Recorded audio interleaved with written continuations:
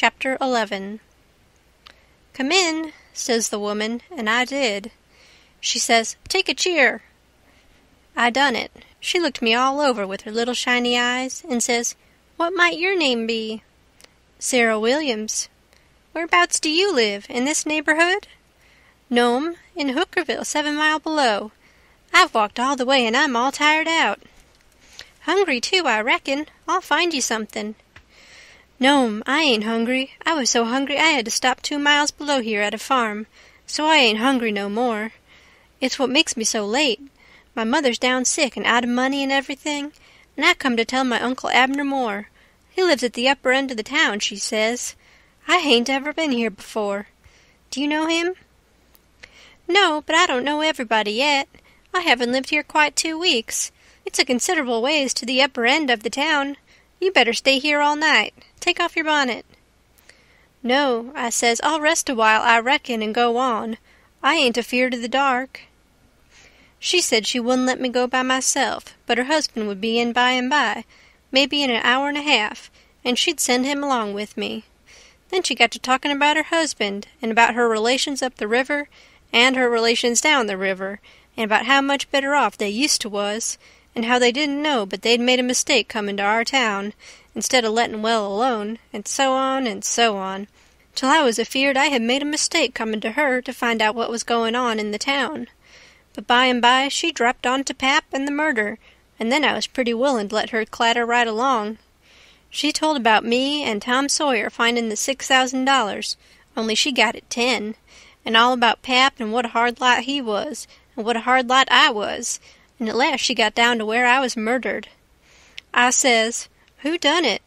We've heard considerable about these goings-on down in Hookerville, but we don't know who 'twas that killed Huck Finn." "Well, I reckon there's a right smart chance of people here that'd like to know who killed him. Some think old Finn done it himself." "No, is that so?" "Most everybody thought it at first. He'll never know how nigh he came to getting lynched, but before night they changed around and judged it was done by a runaway nigger named Jim." "Why, he—" I stopped. I reckoned I better keep still. She run on and never noticed I had put in at all. "The nigger run off the very night Huck Finn was killed, so there's a reward out for him, $300, and there's a reward out for old Finn, too, $200. You see, he came to town the morning after the murder and told about it, and was out with them on the ferry boat hunt, and right away after he up and left. Before night they wanted to lynch him, but he was gone, you see. Well, next day they found out the nigger was gone.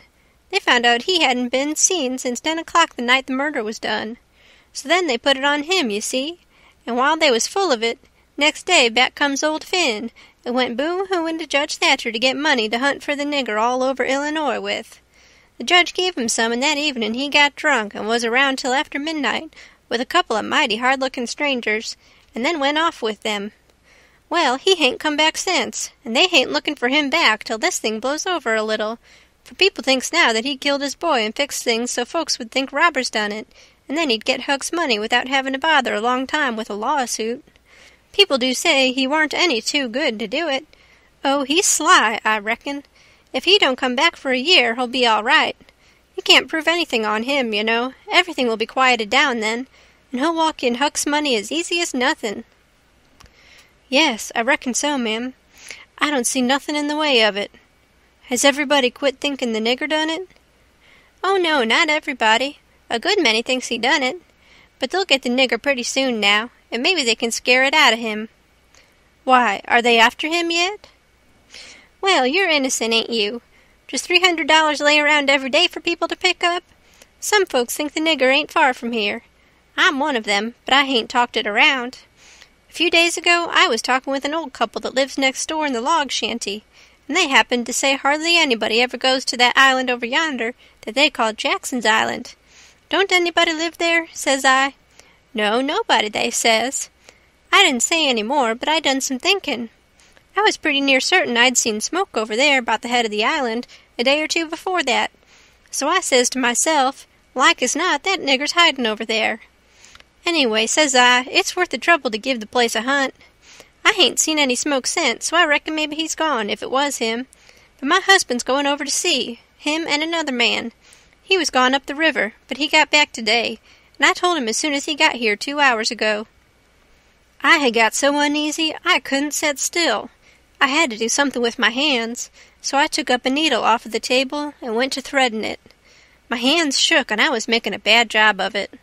When the woman stopped talking, I looked up, and she was looking at me pretty curious and smiling a little.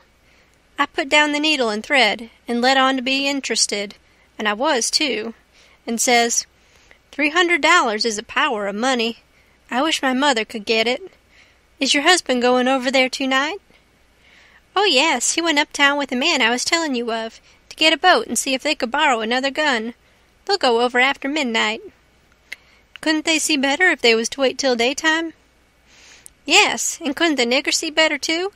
After midnight he'll likely be asleep, and they can slip around the woods and hunt up his campfire all the better for the dark, if he's got one. I didn't think of that. The woman kept looking at me pretty curious, and I didn't feel a bit comfortable. Pretty soon she says, "What did you say your name was, honey?" Mary Williams. Somehow it didn't seem to me that I said it was Mary before, so I didn't look up. Seemed to me I said it was Sarah, so I felt sort of concerned and was afeard maybe I was looking it too. I wished the woman would say something more. The longer she sat still, the uneasier I was. But now she says, "Honey, I thought you said it was Sarah when you first came in." "Oh, yes'm, I did. Sarah Mary Williams. Sarah's my first name. Some calls me Sarah. Some calls me Mary." "Oh, that's the way of it?" "Yes'm." I was feeling better then, but I wished I was out of there anyway. I couldn't look up yet. Well, the woman fell to talking about how hard times was, and how poor they had to live, and how the rats was as free as if they owned the place, and so forth and so on, and then I got easy again. She was right about the rats. You'd see one stick his nose out of a hole in the corner every little while. She said she had to have things handy to throw at them when she was alone, or they wouldn't give her no peace. She showed me a bar of lead twisted up into a knot, and said she was a good shot with it generally, but she'd wrenched her arm a day or two ago and didn't know whether she could throw true now. But she watched for a chance, and directly banged away at a rat, but she missed him wide, and said, "Ouch!" It hurt her arm so. Then she told me to try for the next one. I wanted to be getting away before the old man got back, but of course I didn't let on. I got the thing, and the first rat that showed his nose I let drive, and if he'd have stayed where he was, he'd have been a tolerable sick rat. She said that was first rate, and she reckoned I would hive the next one. She went and got the lump of lead and fetched it back, and brought along a hank of yarn, which she wanted me to help her with. I held up my 2 hands, and she put the hank over them, and went on talking about her and her husband's matters. But she broke off to say, "Keep your eye on the rats. You better have the lead in your lap handy." So she dropped the lump into my lap just at that moment, and I clapped my legs together on it, and she went on talking, but only about a minute. Then she took off the hank, and looked at me straight in the face, and very pleasant, and says, "Come now, what's your real name?" What, Mum? What's your real name? Is it Bill, or Tom, or Bob, or what is it? I reckon I shook like a leaf, and I didn't know hardly what to do. But I says, "Please don't poke fun at a poor girl like me, Mum. If I'm in the way here, I'll—" "No, you won't. Sit down and stay where you are. I ain't going to hurt you, and I ain't going to tell on you, nuther. You just tell me your secret and trust me. I'll keep it, and what's more, I'll help you. So'll my old man if you want him to. You see, there's a runaway prentice, that's all. It ain't nothing. There ain't no harm in it. You've been treated bad, and you made up your mind to cut. Bless you, child, I wouldn't tell on you. Tell me all about it now. That's a good boy." So I said it wouldn't be no use to try to play it any longer, and I would just make a clean breast and tell her everything, but she mustn't go back on her promise. Then I told her my father and mother was dead, and the law had bound me out to a mean old farmer in the country, 30 mile back from the river, and he treated me so bad I couldn't stand it no longer. He went away to be gone a couple of days, and so I took my chance and stole some of his daughter's old clothes and cleared out, and I had been 3 nights coming the 30 miles. I traveled nights and had daytimes and slept, and the bag of bread and meat I carried from home lasted me all the way, and I had a plenty. I said I believed my Uncle Abner Moore would take care of me, and so that was why I struck out for this town of Goshen. Goshen, child? This ain't Goshen. This is St. Petersburg. Goshen's 10 miles further up the river. Who told you this was Goshen? Why, I met a man at daybreak this morning, just as I was going to turn into the woods for my regular sleep.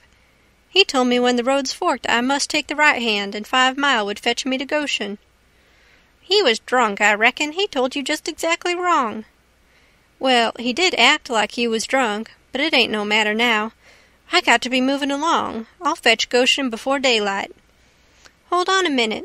I'll put you up a snack to eat. You might want it. So she put me up a snack and says, Say, when a cow's laying down, which end of her gets up first? Answer up prompt now. Don't stop to study over it. Which end gets up first? The hind end, Mum. Well then, a horse? The forward end, Mum. Which side of a tree does the moss grow on? North side. If 15 cows is browsing on a hillside, how many of them eats with their heads pointing in the same direction? The whole 15, Mum. Well, I reckon you have lived in the country. I thought maybe you was trying to hocus me again. What's your real name, now?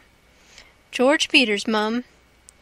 Well, try to remember it, George. Don't forget and tell me it's Alexander before you go, and then get out by saying it's George Alexander when I catch you. And don't go about women in that old calico. You do a girl tolerable poor, but you might fool men, maybe. Bless you, child. When you set out to thread a needle, don't hold the thread still and fetch the needle up to it. Hold the needle still and poke the thread at it. That's the way a woman most always does it, but a man always does it the other way. When you throw at a rat or anything, hit yourself up a tiptoe and fetch your hand up over your head as awkward as you can, and miss your rat about 6 or 7 foot. Throw stiff-armed from the shoulder, like there was a pivot there for it to turn on, like a girl, not from the wrist and elbow with your arm out to one side like a boy. And mind you, when a girl tries to catch anything in her lap, she throws her knees apart. She don't clap them together, the way you did when you catched the lump of lead. Why, I spotted you for a boy when you was threading the needle, and I contrived the other things just to make certain. Now, trot along to your uncle, Sarah Mary Williams George Alexander Peters, and if you get into trouble, you send word to Mrs. Judith Loftus, which is me, and I'll do what I can to get you out of it. Keep the river road all the way, and next time you tramp, take shoes and socks with you. The river road's a rocky one, and your feet'll be in a condition when you get to Goshen, I reckon. I went up the bank about 50 yards, and then I doubled on my tracks and slipped back to where my canoe was, a good piece below the house. I jumped in and was off in a hurry.